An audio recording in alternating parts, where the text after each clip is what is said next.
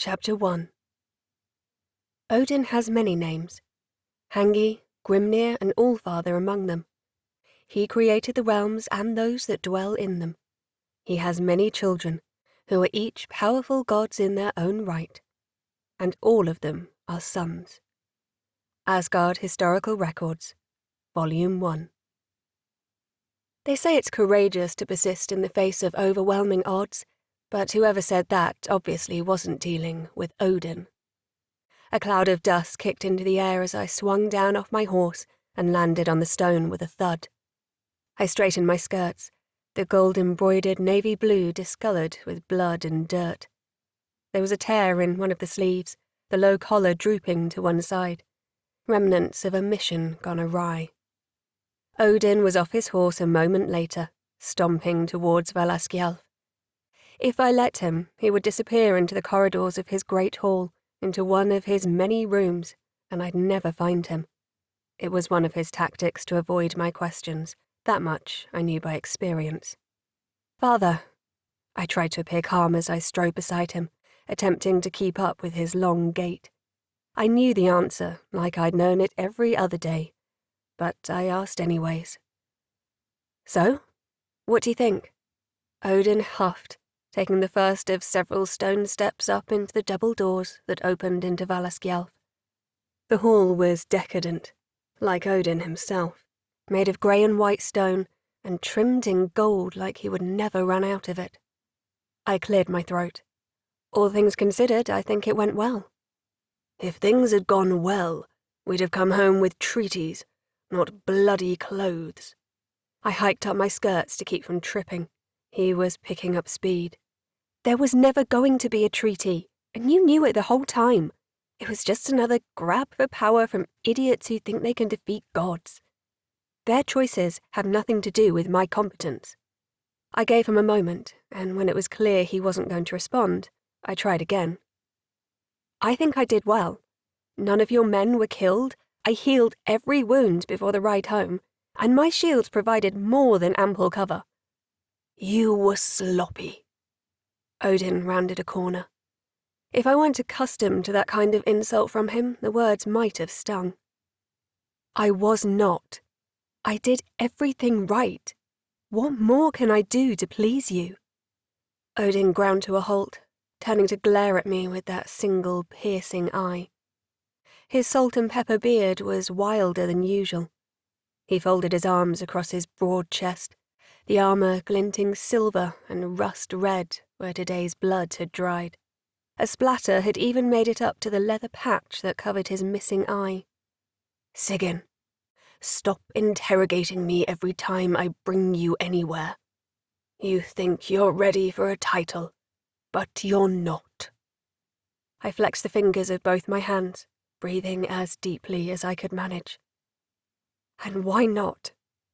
I've worked harder than anyone else had to. All Thor did was break one Jotun's skull and you gave him everything he ever wanted. The Trickster has a title and he's exiled. So please, tell me why I don't deserve one." "Because you're not ready. Be patient."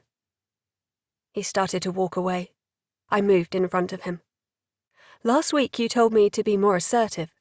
Last month you wanted more dedication to my studies. And the month before that, you said I was spending too much time in my books. You don't really have a reason, do you?" Odin stepped toward me. I'd been alive for nearly 80 years, but he was still wagging his finger like he was scolding a child. "You don't have a title because I haven't given it to you, and you won't have one until I see fit. You're impatient, demanding, and too sure of yourself. If I hear another word about this, I swear by the Nornir, I'll have you fed to a troll." He whipped past me and stormed away. It was all I could do to keep my feet planted. My whole body itched to run after him, to berate him and beat him until he gave me what I wanted. The frustration built under my skin until it burst from me in an exasperated scream. My voice echoed off the cavernous walls. decades of frustration boiling over. But he didn't turn around. It didn't matter. This wasn't the end of anything. I turned around and headed back out of Valaskjalf. Odin's halls were the centre of the city of Asgard, and there were so many other places I could be. Anywhere else. Looking up, my eyes fell on Yggdrasil, the World Tree. The branches spanned out over most of the stone and wood city, so tall and all-encompassing that the clouds played among the leaves. Every time the breeze caught the tree, it shimmered jewel tones, pinks and purples and blues. And, as usual, that's where I went. I followed my feet into the busy streets, past horses and carriages, travellers and locals. I pushed my way through the market, where the stalls were selling all manner of wares to elves and humans and Jotnar of all shapes and sizes. Each familiar tavern and tannery passed in a blur as I wove through the streets, and by the time I'd reached the outer edge of the city, my rage had started to fade. The bluster left me the way it always did, and the slow certainty crept back under my skin. The overwhelming knowledge that Odin had all the power, that he was not one to be swayed once he'd made up his mind. And I was at his mercy. What play could I make if he held all the dice? As I passed the last homes on the edge of the city, the view ahead became a wall of leafy woods, each of them rustling in the breeze. To the left was a well-worn path that led into the forest, and I stepped onto it, grateful for the familiar scent of soil and greenery, the scurry of critters and the trill of birds. A balm for my heart. The path let out into a clearing a few minutes later, and everything was as it should have been. In the middle of the grass sprang an enormous tree trunk, so wide that it took a full minute to walk around it. Yggdrasil rustled above me, tossing in the wind and letting sunshine dance on the grass.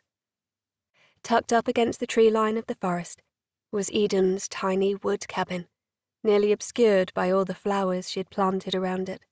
The flourishing garden, full of fruit and vegetables, was larger than the cabin itself. Laughter rose up in the direction of Yggdrasil. Wooden scaffolding was pressed against the side of the trunk, a series of platforms and ladders, all for the purpose of plucking golden apples. The voices were coming from up there.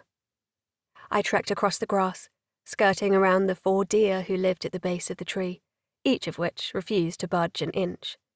The first step I took onto the ladder shook the scaffolding, and the voices quieted. A head peeked over the side, alarmed, but the moment her eyes caught mine, Eden's face lit up. "Sigyn, you're home! Come up and tell us about your trip."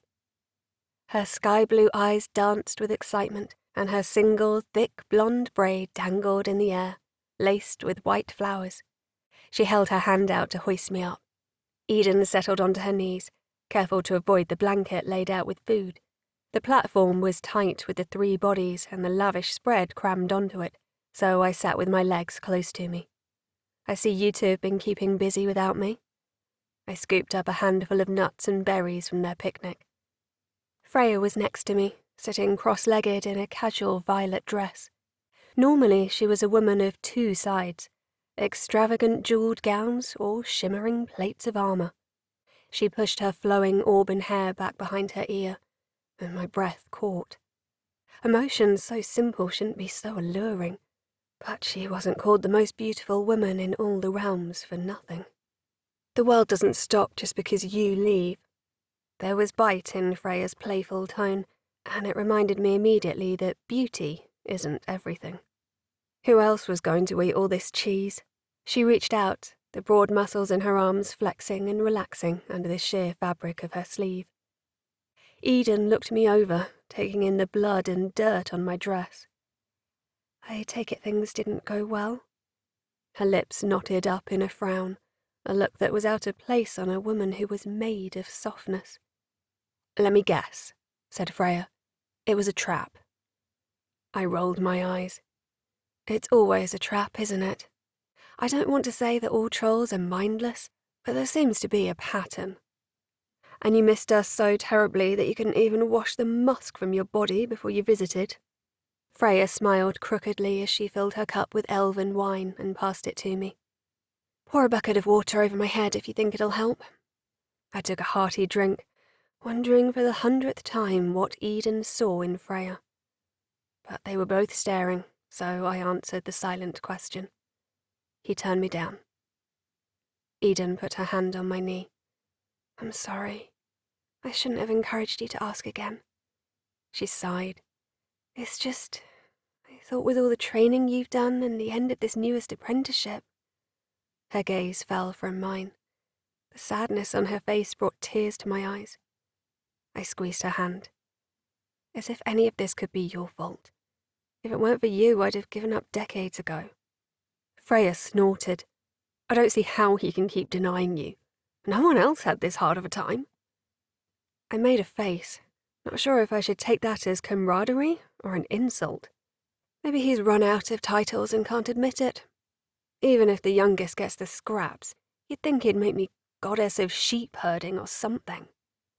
I drained the wine from my cup and held it out for a refill, which Freya obliged. Eden started to shuffle her bottom toward me, and I held out a hand to stop her. She meant well, with her kind words and cuddles, but I couldn't stand the pity. I wanted to go back to my hall, get very drunk, and cry where no one could see me. So I swung my legs over the edge of the platform, making an attempt to leave. "I'm going home. No sense in ruining your sunny afternoon with all my clouds."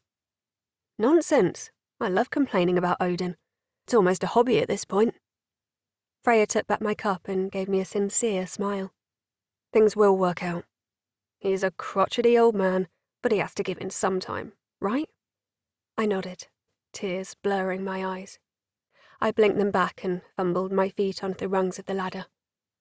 "I'll see you later." I kept my eyes on my descent as they said their farewells. By the time I was on solid ground, the tears were streaking over my cheeks, and I was trying to hold back that annoying inhale of breath that would give my crying away. I strode across the grass, wiping them away and wishing it wasn't such a long walk back to the centre of the city. It wouldn't help my case if Odin found out his only daughter had been caught weeping in the market. I was nearly at the path when Eden called out behind me. Her always bare feet clapped against the grass as she ran. Damn. I tried to compose myself and turned to face her. Her white dress billowed out behind her, making her look ethereal as she passed through a patch of sunlight. There was a golden apple in her hand. "You didn't need to bring that." I gestured to the apple, trying to seem happy. "You gave me one last week. I know I look horrible today, but I don't age that quickly." She stopped in front of me and held it out. "It's not for you. I have an idea. I've thought about this a lot, but I know there's a price to pay for offering it, so I waited. I thought that Odin would come to his senses a long time ago, but he hasn't. So, I know someone who might be able to help you." I sighed. "I've tried everyone and everything. You have no idea the lengths I've gone to for this title. Who could possibly be left?" Eden's fingers tapped on the apple. She hesitated. "You know how each month I take a walk to the woods on the border of Asgard and Jotunheim?" My eyes darted open. "You can't be serious." Eden hushed me. "Not so loud. If Freya finds out what I'm telling you, she'll lock you in the dungeons before you have a chance to think it over." She held out the apple and waited for me to take it. When I did, she wrapped her hands around mine. "He is many things, Sigyn. But he's not as bad as they say. Then why do they call him Trickster and Silver-tongue, as if they're afraid to say his name out loud? Half of the city thinks those woods are cursed because of him. He stole, lied, cheated. You weren't here in those days, but I was. If there was something to be afraid of, do you think I'd go out there alone?" She stared into my eyes, all compassion and urgency. Think of the stories you've been told. Power like that could change things for you. He's complicated, and doing this could land you in trouble. But he knows how to use Seder in ways that most of us never will. It could be just what you need. I looked away, my eyes searching the clearing as if the answers lay between the blades of grass. The trickster had been exiled before I'd been born. People said he could walk on air, shapeshift, control the elements. Freya swore up and down that he had once broken into her chamber and stolen the necklace from around her neck while she slept. He'd been gone from the city for nearly 100 years, and the tales had only grown with time. Eden pulled me out of my thoughts. Give him the apple and tell him I sent you.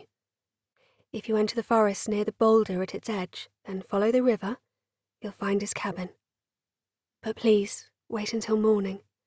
The woods are thick with wolves, and I don't want you getting caught off guard.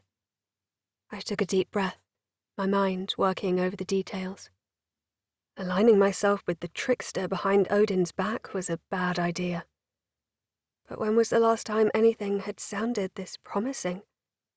How many more decades could I spend studying botany and war history with no end in sight? I was calculating the distance to the woods when Eden shuffled her feet and turned to leave. I grabbed her hand. Thank you.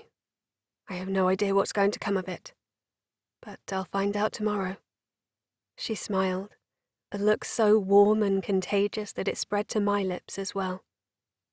Be safe, Sigyn, and say hello for me.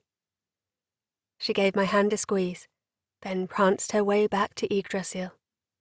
I turned and walked down the path as fast as I could without breaking into a run. My heart was thumping in my chest, my mind racing in every direction. Another chance. I wasn't proud of the lie, but I'd run out of patience years ago. A couple of wolves were hardly going to stop me. I was going tonight.